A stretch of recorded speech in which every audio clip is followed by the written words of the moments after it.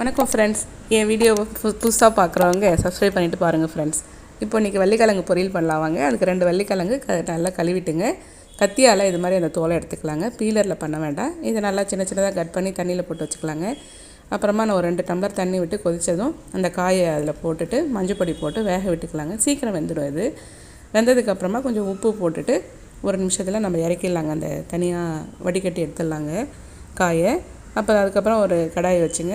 2 spoon எண்ணெய் விட்டுக்கலாம். அது காஞ்சதும் கடுகு, உளுத்தம்பருப்பு, கருவேப்பிலை, இது போட்டுக்கலாங்க. பெருங்காயத்தூள் போட்டுட்டு இது பொரிஞ்சதும் நம்ம வேக வச்சுருக்கோம் இல்லைங்களா காய் வெள்ளிக்கிழங்கு, அதையும் அதில் போட்டுக்கலாங்க. அது அப்புறம் அது கூடவே குழம்பு மிளகாத்தூள் 1 ஸ்பூன் போட்டுக்கலாங்க. இது நல்லா ப்ரௌன் ஆகிற அளவுக்கு லோ ஃப்ளேமில் வச்சு கரட்டி எடுத்துக்கலாங்க. அப்புறம் இது நல்லா ஃப்ரை ஆனதுக்கப்புறங்க மல்லித்தலையை போட்டு நம்ம இறக்கி பரிமாறிக்கலாங்க. சூப்பராக இருக்கும் ஃப்ரெண்ட்ஸ் இது.